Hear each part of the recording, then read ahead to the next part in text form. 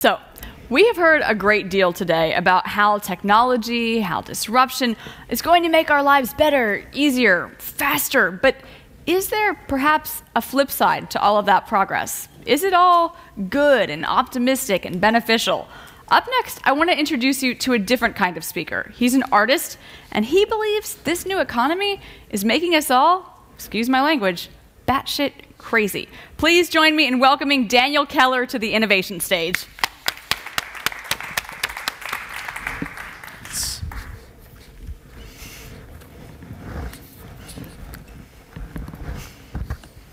Hi.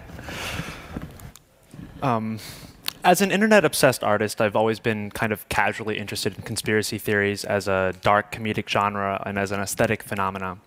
I engaged with them as funny memes, but I never took them ever very seriously. But it became impossible for me to ignore them after a friend who's a few years younger than me came to visit this spring, and he kept on talking about the Illuminati and crisis actors and false flags without a hint of sarcasm. I never had encountered someone before who actually believed this stuff IRL, and when I asked him for evidence, he'd send me links to some amateur YouTube video, clickbait article, or an emotional connection he made between two seemingly unrelated things. These were information sources that for me seemed really easy to identify as illegitimate at first glance, but despite his media literacy, it seemed he simply couldn't distinguish between differing levels of veracity in online content. If he wanted to believe it, he would. Long story short, I found myself deeply affected by our conversations, occasionally finding myself so frustrated by them that I had to leave the room. But this forced me to finally take internet conspiracy theories seriously as a threat to rational discourse. I wanted to be able to once again inhabit the same reality as my friend, and most of all, I wanted to understand how the internet could do this to him. So this talk is sort of the result of those conversations and wanting to understand how the internet seems to be driving many of us kind of crazy. I see a line from The Sovereign Individual, an idealized neoliberal knowledge worker, liberated by technology from the grip of geopolitics and social niceties, to its inevitable counterpoint, the targeted individual, which is an utterly unremarkable, paranoid, and narcissistic victim of the contemporary, convinced that they are being persecuted by the government or other unknown actors via futuristic strategy. The sovereign individual was first described in the book written by James Dale Davison and William Rees-Mogg in 1997. It describes the effects of a shift from an industrial to an information-based society. It made a number of prescient predictions about the new economy's effect on democratic institutions and social interactions. But of the many things they accurately predicted, many came with unforeseen consequences. One of the most important of these to me is this idea of customized media, which today seems almost too obvious a part of our digital life to even mention. But in 1997, this was not yet the case, and we more or less shared a common narrative about the world. But the sovereign individual envisions a world where people are no longer at the mercy of Dan Rather or the BBC for their news, and instead it would be compiled and edited according to the user's instructions. That shift has clearly already happened, and a majority of people get their news from social media feeds rather than traditional platforms. But the crucial difference for me from their prediction and the current reality is that the news is not compiled and edited to the instructions of the viewer, but by opaque proprietary algorithms which aim to please us and keep us clicking at all costs. We haven't shared a common Google search result for over a decade, so how could we share a common narrative about what is happening to the world? The book envisions a heroic, idealized Randian actor able to deftly navigate the new economy and escape the shackles of society via the abstract manipulation of information and capital. Many of the people in this room, I think, have already mastered this transition, but an increasing number of people seem less and less able to process all the information that's being blasted at them. As the nation state and traditional cultural institutions lose power, the structures which allow for a shared narrative dissolve as well. What used to be a political spectrum has become a schism so thorough, it seems as if people with opposing political views inhabit entirely different worlds. Study after study confirmed that politics in Western countries, particularly in the US, have become sharply more polarized in the last 20 years. According to a recent Gallup poll, people's trust in the media is at an all-time low. Only half of Democrats and only 17% of Republicans said they still trusted the media. In 2011, the filter bubble that Eli Pariser described had only just started to begin this process of hyperpolarization. But 5 years later, it's still abundantly clear that social media-fueled echo chambers have become one of the greatest threats to our democratic society. If you want to believe something, all you have to do is search for it, and you're almost always guaranteed to find someone who has expressed the same opinion as yours and convincingly enough to compound your own position. Let's say you suspect goji berries prevent diabetes. All you have to do is Google goji berries prevent diabetes. If you want to believe that they're marketing hype with no proven health benefits, just type that in instead, and the answers you seek await you either way. On YouTube, the top results under politics includes mainstream politicians' official speeches displayed side by side with videos wildly speculating that those same politicians are actually reptilian shapeshifters hell-bent on starting World War III. This insane fanfic content is legitimized and encouraged by the recommendation algorithms and the UX of Google and YouTube, which do not differentiate between fact from fiction and present all content identically. When you join a group or a forum online, your suggestions begin to include related nodes and everything else gets filtered out. So rather than pulling us out of the rabbit hole, the recommendation algorithms pull us further in. We're way past filter bubbles and well into an era of atomized groups that experience their own realities and adhere to their own set of facts. Suggestion algorithms radicalize people. People have become so fully insulated from opposing worldviews that cosmopolitan intellectuals, journalists, and bankers could all get caught off guard by a black swan event like the Brexit. Those left behind by globalization and the new economy have become literally invisible to us cosmopolitan elites. There wasn't a single person in my feed that was pro-Brexit. Most people, including me, never thought it could even happen. And artists like Wolfgang Tillmans campaigned against Brexit by postering central London with these cloying, hipster design posters that could never hope to do anything but preach to the choir.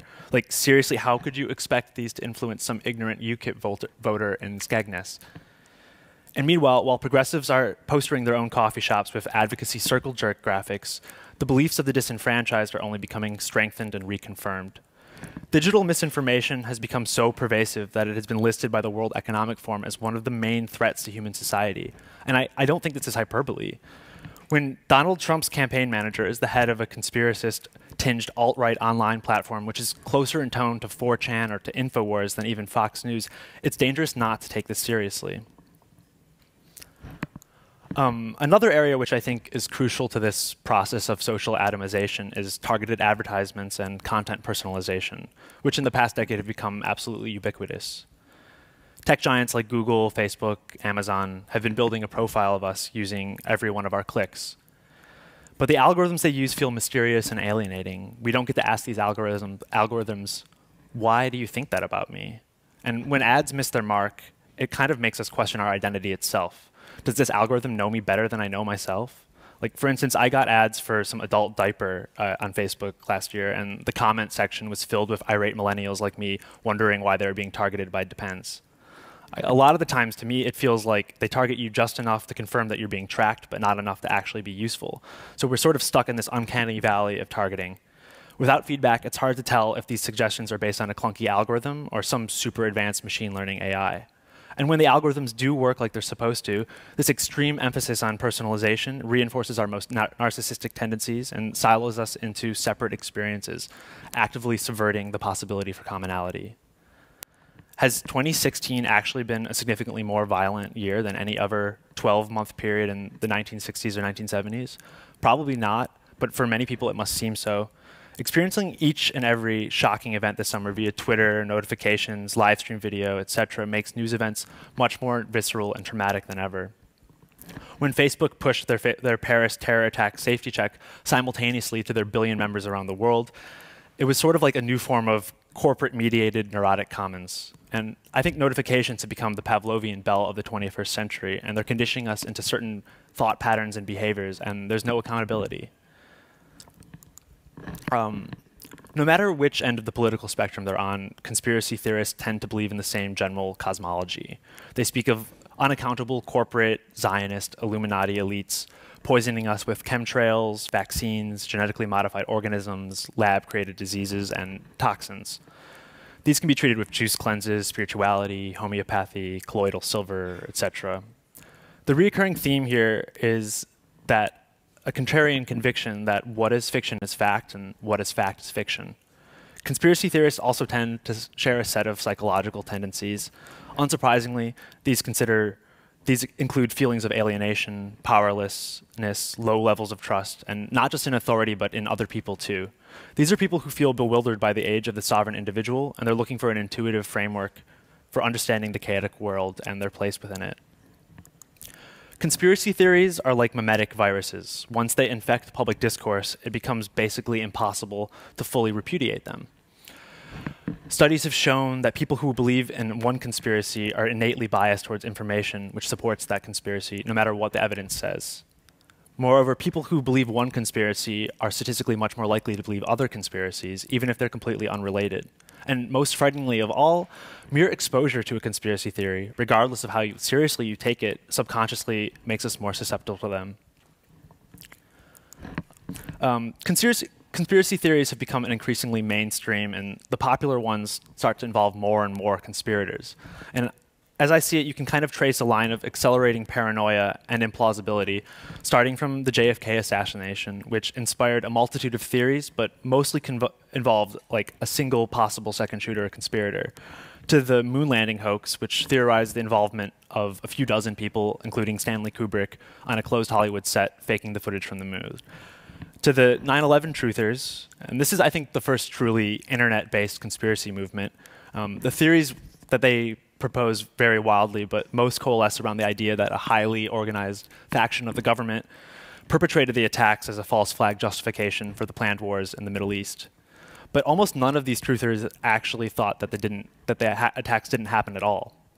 But those that believe in crisis actors, they do believe that in these completely staged terror attacks perpetrated by the government in order to sway popular opinion.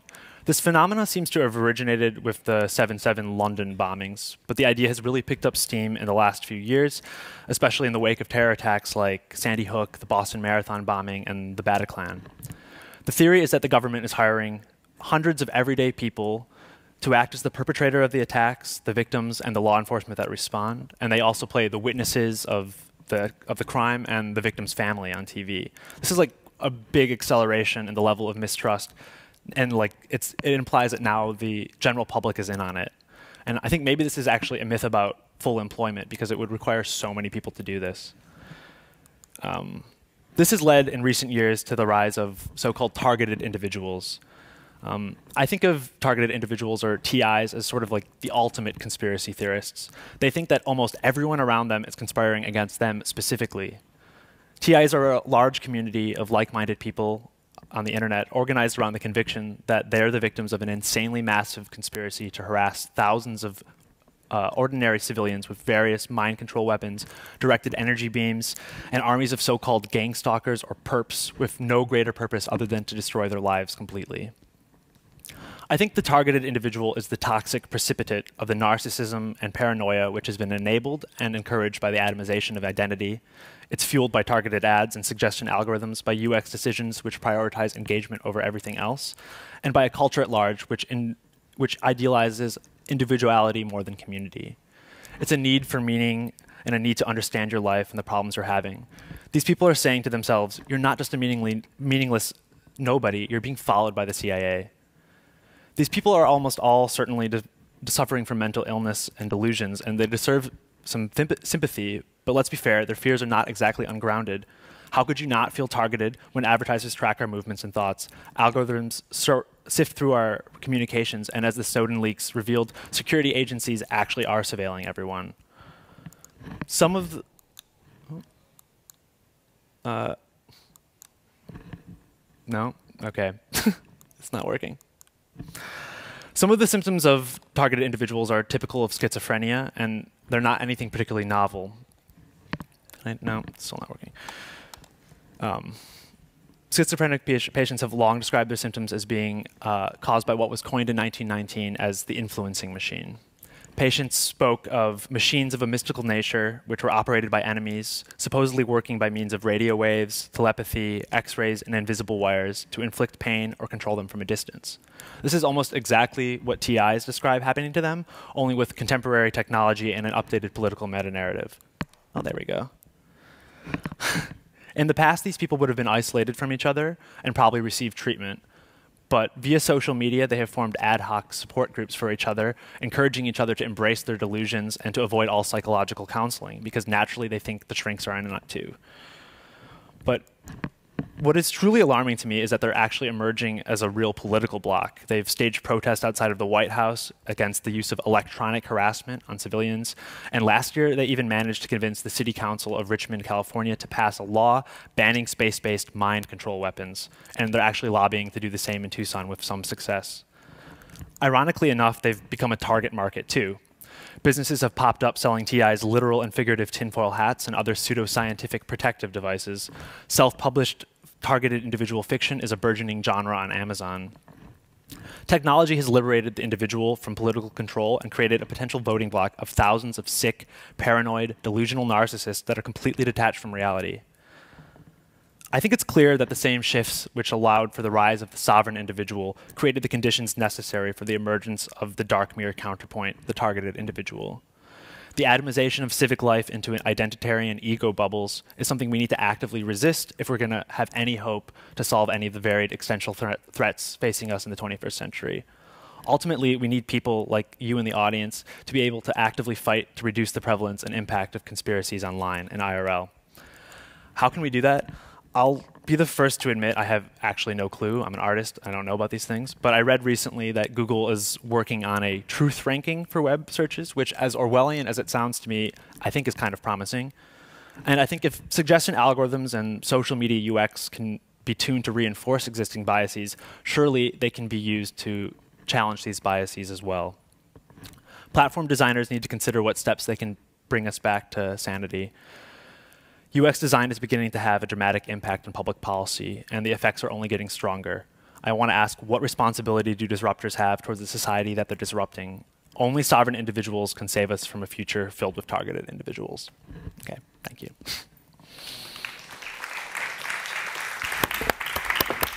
Thank you very much, Daniel Keller. Dude, that is grim. That is not a happy afternoon presentation.